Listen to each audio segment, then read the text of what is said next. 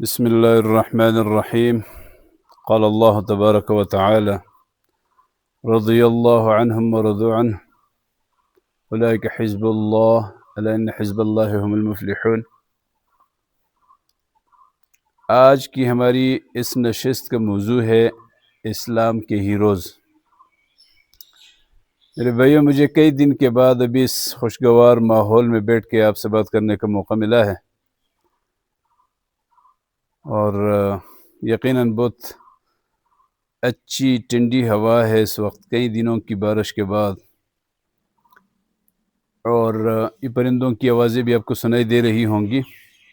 جمعے کا دن ہے، میں چاہ رہا تھا کہ صبح صبح کا یہ جو وقت ہے اس کو تھوڑا حضرات صحابہ کرام رضوان اللہ علیہم اجمعین کی تعریف میں لگا کے اور خوشگوار بنا دیا جائے۔ آج ہم بات کر رہے ہیں حضرت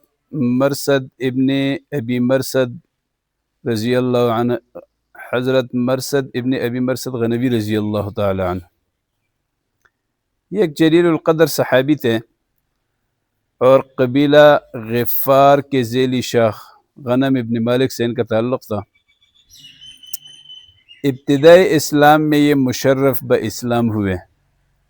یعنی اس زمانے میں انہوں نے اسلام کی روشنی کو قبول کیا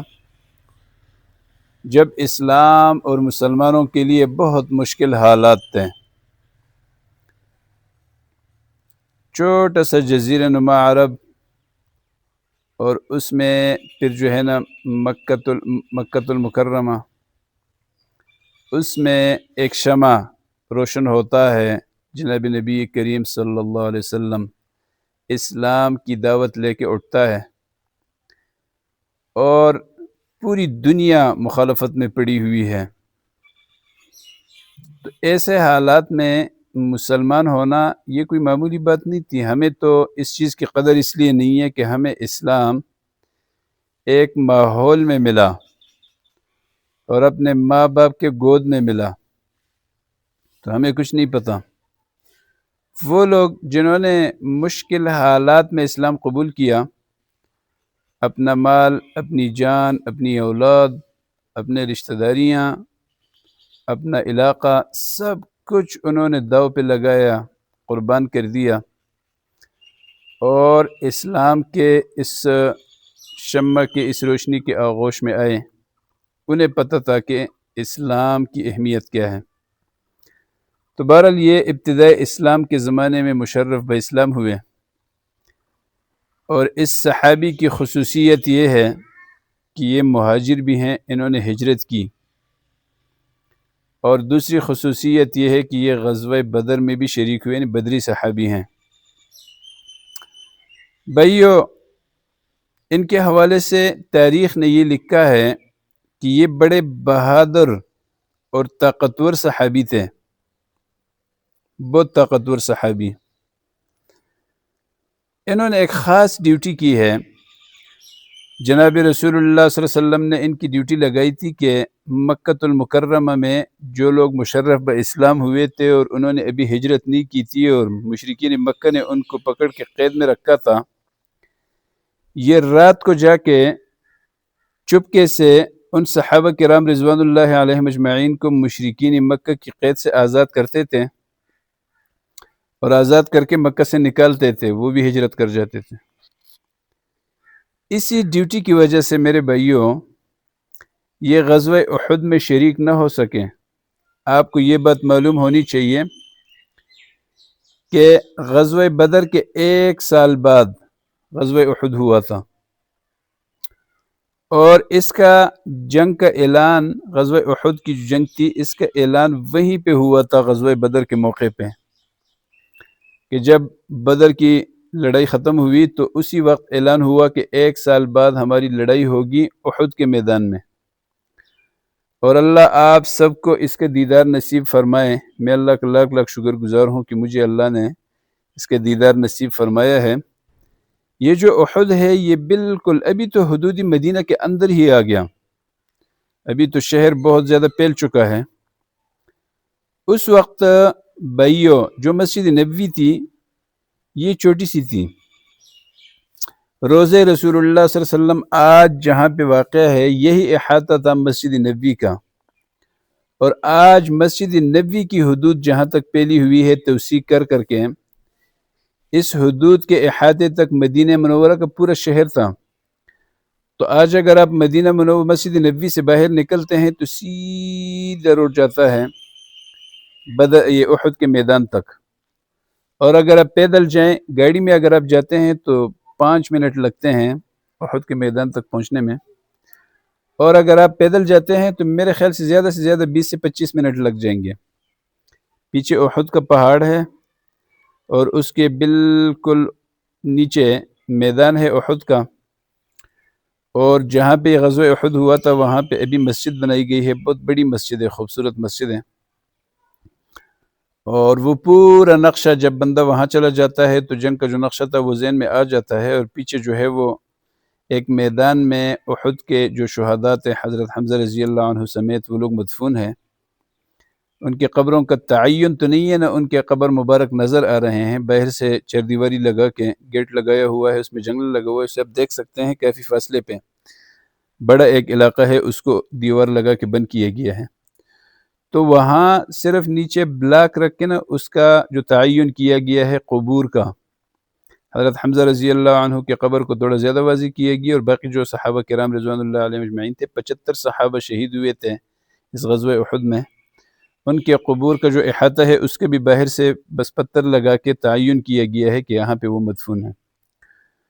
تو بہرحال یہ غزوہ احد میں اس لیے شریک نہیں ہوئے تھے کہ یہ اس مہم پہ تھے، رسول اللہ صلی اللہ علیہ وسلم نے ان کو بھیجا تھا مکہ المکرمہ سے ان مسلمان قیدیوں کو آزاد کرا کے، کفار کے چنگل سے آزاد کرا کے ان کو ہجرت کروانے کے لیے۔ بھائیو، یہ صحابی سن 4 ہجری میں، یہ آپ اندازہ نہیں لگا سکتے جو ڈیوٹی اس کے حوالے کی گئی تھی رسول اللہ صلی اللہ علیہ وسلم کی طرف سے، کہ یہ کتنی مشکل ترین ڈیوٹی تھی اس زمانے میں۔ تو یہ ڈیوٹی سر انجام دینے کے لیے بہت بڑا گردہ چاہیے تھا، دلیر پن بھی ہونا چاہیے تھا، اور مضبوط اور طاقتور بھی ہونا ضروری تھا، تب یہ ڈیوٹی کی جا سکتی تھی۔ تو اس کے حوالے کی جناب رسول اللہ صلی اللہ علیہ وسلم، تو آپ اندازہ لگا سکتے ہیں کہ یہ بڑے بہادر، دلیر اور مضبوط اور طاقتور صحابی تھے، اور غزوہ بدر میں بھی یہ خوب لڑے، اور انہوں نے اپنے بہت سارے جو لڑائی کے جوہر تھے وہ دکھائے۔ لیکن بات میں یہ کرنا چاہ رہا تھا کہ یہ تاریخ اسلام میں پھر لڑائیوں کے حوالے سے زیادہ مشہور اس لیے نہ ہو سکے کہ غزوہ احد میں تو یہ شریک نہیں تھے، ایک خاص مہم پہ تھے جس کا بھی ہم تذکرہ کر چکے ہیں، اور اس کے بعد سن 4 ہجری میں واقع رجیع یا غزوہ رجیع میں یہ شہید ہوئے، اور یہ جو غزوہ رجیع ہے یہ تاریخ اسلام کا ایک انتہائی دلخراش واقعہ ہے، بہت زیادہ دلخراش، اور دلخراش ہونے کی کچھ وجوہات ہیں۔ ایک تو وجہ یہ ہے کہ یہاں پہ دھوکے سے حضرات صحابہ کرام کو شہید کیا گیا، باقاعدہ اگر جنگ کے لیے وہ جاتے شہید ہوتے تو کوئی بات نہیں تھی، لیکن دھوکہ دے کے ان کو شہید کیا گیا۔ میں تھوڑی سی اس واقعے کی طرف آ رہا ہوں۔ اور دوسری بات یہ تھی کہ یہ ابتداء اسلام کا زمانہ تھا، تو اس وقت یہ خاص صحابہ کرام تھے علم کے لحاظ سے، قرآن پاک کے علوم کے لحاظ سے۔ تو 10 صحابہ کرام، بعض نے 8 لکھا ہے تاریخ نے، بعض نے 10 لکھا ہے، اور ان کے نام بھی تاریخ نے محفوظ کیے ہیں اس واقعے میں جو شہید ہوئے تھے صحابہ کرام۔ تو بہرحال اتنا بڑا جو انسانی المیہ ہے وہ اس وقت اسلام اور مسلمان اس کا متحمل نہیں تھے، کیونکہ اس وقت صحابہ کرام کی تعداد کم تھی، تو اسلام کے دفاع کے لیے چند مخصوص لوگ تھے۔ بعد میں تو اللہ نے جب فتح نصیب فرمائی تو پھر اسلام پھیل گیا اور بہت بڑی تعداد ہو گئی مسلمانوں کی، لیکن یہ وقت تھا انتہائی اہم اور حساس۔ اور واقعہ یہ ہوا تھا کہ بدر میں جو ایک قبیلہ تھا بنو لحیان، ان کے کچھ اہم لوگ مارے گئے تھے، تو ان اہم لوگوں کا بدلہ لینے کے لیے انہوں نے ایک دھوکہ کیا، اور انہوں نے عزل اور قارہ، یہ 2 قبائل تھے، ان کے کچھ لوگ بھیجے رسول اللہ صلی اللہ علیہ وسلم کے پاس۔ یہ غدر تھا، دھوکہ تھا، لیکن وہ خود اس لیے نہیں آئے کہ وہ تو اب حریف تھے اسلام کے، رسول اللہ صلی اللہ علیہ وسلم اور صحابہ کرام کو پتہ تھا کہ وہ اسلام کے خیرخواہ نہیں ہو سکتے، تو انہوں نے عزل اور قارہ کے لوگوں کو بھیجا۔ انہوں نے آ کے رسول اللہ صلی اللہ علیہ وسلم سے کہا کہ یا رسول اللہ، ہمارے قبائل مسلمان ہو چکے ہیں اور ابھی ہمیں کچھ لوگوں کی ضرورت ہے جو ہمیں اسلام اور قرآن کی تعلیم دیں۔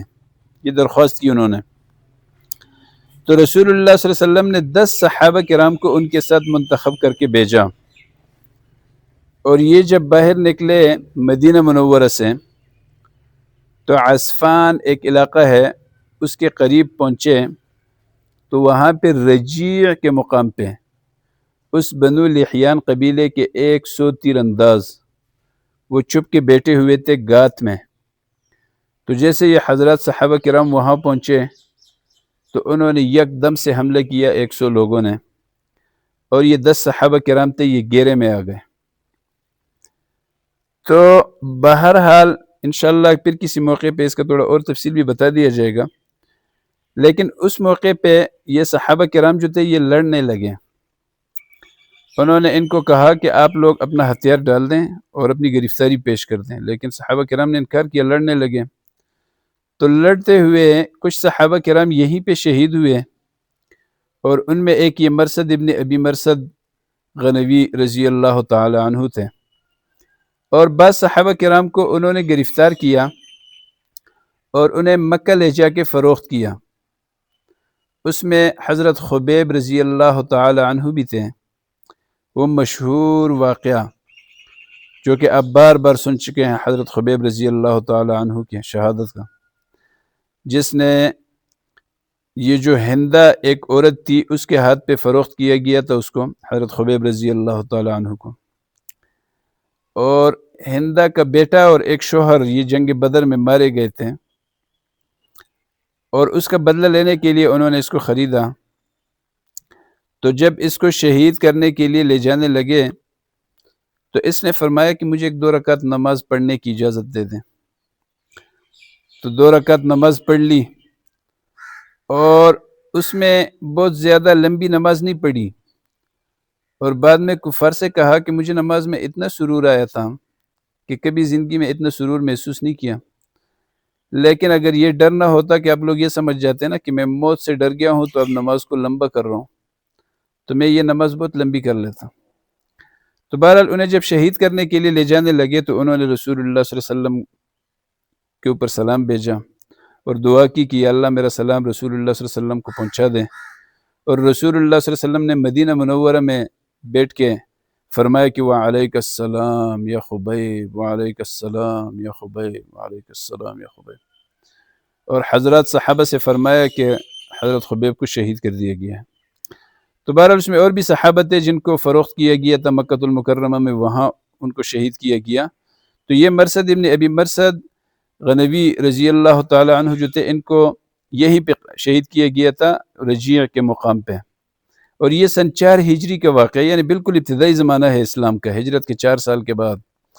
تو اس لیے یہ اس موقع پہ شہید ہوئے۔ تو بعد کی جو لڑائیاں ہوئی، پھر غزوہ تبوک اور غزوہ احزاب اور بڑے بڑے غزوات جو ہوئے، اس میں ان کا تذکرہ نہیں ملتا۔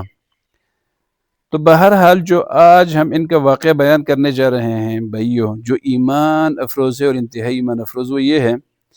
کہ یہ جب حضرات صحابہ کرام کو کفار کی قید سے آزاد کرانے کی ڈیوٹی کے سلسلے میں مکہ المکرمہ آئے تھے، تو وہاں ایک عورت تھی، عناق نام تھا اس کا، عناق۔ اس کے ساتھ اس کے زمانے جاہلیت میں کچھ ناجائز تعلقات تھے۔ تو اس عناق نے رات کو جب یہ اندر گیا ان صحابہ کرام کو چھڑانے کے لیے، تو انہوں نے اس کو دیکھا اور دیکھ کے پہچان لیا، اور ان سے وہ پرانے تعلقات کا مطالبہ کیا کہ اسی طرح کے تعلقات ہم دوبارہ قائم کریں۔ تو انہوں نے کہا کہ اب میرے اور آپ کے درمیان میں اسلام حائل ہو چکا ہے، اب وہ باتیں نہیں ہیں۔ اندازہ کریں یہ لوگ اسلام سے کیسے بدل جاتے تھے، ان کی زندگی بدل جاتی تھی، ان کی زندگی کا رخ بدل جاتا تھا، لیکن ہم مسلمان ہیں اور مسلمان ہوتے ہوئے بھی ہمیں ان چیزوں کی کوئی پرواہ نہیں ہوتا۔ تو انکار کیا انہوں نے، تو ان کے انکار پہ اس عناق نے شور مچایا اور لوگوں کو بلایا کہ یہ آئے ہوئے ہیں مرثد ابن ابی مرثد اور قیدیوں کو چھڑا رہے ہیں، لیکن جب تک کہ لوگ اکٹھے ہوں تو یہ اپنے ساتھیوں کو چھڑا کے اپنے مشن مکمل کر کے نکل چکے تھے وہاں سے۔ تو بعض مورخین نے یہ لکھا ہے کہ عناق نے ان سے مطالبہ کیا کہ آپ میرے ساتھ نکاح کر لیں، تو اس نے کہا کہ میں رسول اللہ صلی اللہ علیہ وسلم سے پوچھوں گا، ان کی اجازت کے بغیر میں آپ سے نکاح نہیں کر سکتا ہوں۔ اور بعض روایات میں یہ آتا ہے کہ یہ جب مکۃ المکرمہ آئے تھے تو انہوں نے خود رسول اللہ صلی اللہ علیہ وسلم سے تذکرہ کیا، پوچھا کہ یا رسول اللہ میں اس کے ساتھ نکاح کر سکتا ہوں؟ تو بعض مفسرین نے یہ لکھا ہے کہ آیت نازل ہوئی وَلَا تَنْكِحُوا الْمُشْرِكَاتِ حَتَّى يُؤْمِنْ وَلَأَمَةٌ مُؤْمِنَةٌ خَيْرٌ مِّن مُّشْرِكَةٍ وَلَوْ أَعْجَبَتْكُمْ وَلَا تُنْكِحُوا الْمُشْرِكِينَ حَتَّى يُؤْمِنُوا۔ اللہ تعالیٰ قرآن کریم میں فرماتے ہیں کہ مشرک عورتوں سے نکاح مت کرو، حَتَّى يُؤْمِنَّ یہاں تک کہ وہ ایمان لائے، اور وَلَأَمَةٌ مُؤْمِنَةٌ خَيْرٌ مِّن مُّشْرِكَةٍ وَلَوْ أَعْجَبَتْكُمْ، ایک جو لونڈی ہے لیکن وہ ایمان لا چکی ہے، مومن ہے، وہ بہتر ہے اس آزاد عورت سے جو مومن نہیں ہے، جو مشرک ہیں۔ اور وَلَوْ أَعْجَبَتْكُمْ، اگر کہ وہ آپ کو اچھی لگے، پسند ہو وہ آزاد عورت، لیکن ان کی بنسبت یہ لونڈی بہتر ہے جس نے اسلام لایا ہو، تو پھر اس نے اس سے شادی کرنے کا جو نکاح کرنے کا ارادہ تھا وہ ترک کر دیا۔ بعض مفسرین نے یہ لکھا ہے کہ ان کے پوچھنے کے بعد یہ آیت کریمہ نازل ہوئی تھی سورہ نور کی۔ اللہ فرما رہے ہیں کہ الزانی لا ينکح الا زانیۃ و مشرکہ، کہ ایک بدکار مرد نکاح نہیں کر سکتا الا زانیۃ و مشرکہ، مگر ایک بدکار عورت سے یا ایک مشرک عورت سے، یعنی بدکار مرد نکاح کرے گا تو وہ بدکار اور مشرک عورت سے ہی کرے گا۔ والزانیۃ لا ينکحها الا زان و مشرک، اور بدکار عورت کے ساتھ نکاح نہیں کرے گا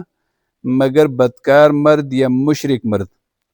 اور وحرم ذلک علی المؤمنین، یہ جو نکاح ہے یہ حرام کیا گیا ہے ایمان والوں پہ، بدکار عورت سے کسی مومن مرد کا نکاح یا ایک بدکار مرد سے کسی مومن عورت کا نکاح، یہ اللہ کے اصول ہیں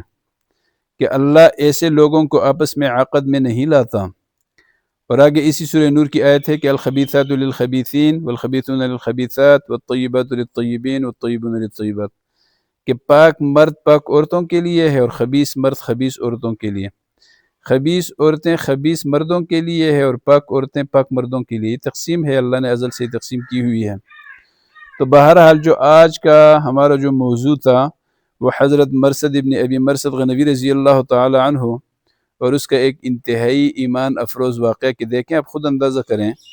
کہ رات کا وقت ہے، پھر پرانے سے تعلقات ہیں ان کے، اور ان کو موقع مل رہا ہے ایک عورت کی طرف سے، وہ خود اس کو دعوت دے رہی ہے، لیکن اس نے انکار کیا کیونکہ وہ اب مسلمان ہو چکے تھے، ان کی زندگی بدل چکی تھی، اور انہوں نے کہا کہ اس وقت میرے اور آپ کے درمیان میں ایمان حائل ہے، اسلام حائل ہے۔ تو اللہ ہمیں صحابہ کرام رضوان اللہ علیہم اجمعین کی زندگی کے مطابق اپنی زندگی گزارنے کی توفیق عطا فرمائے۔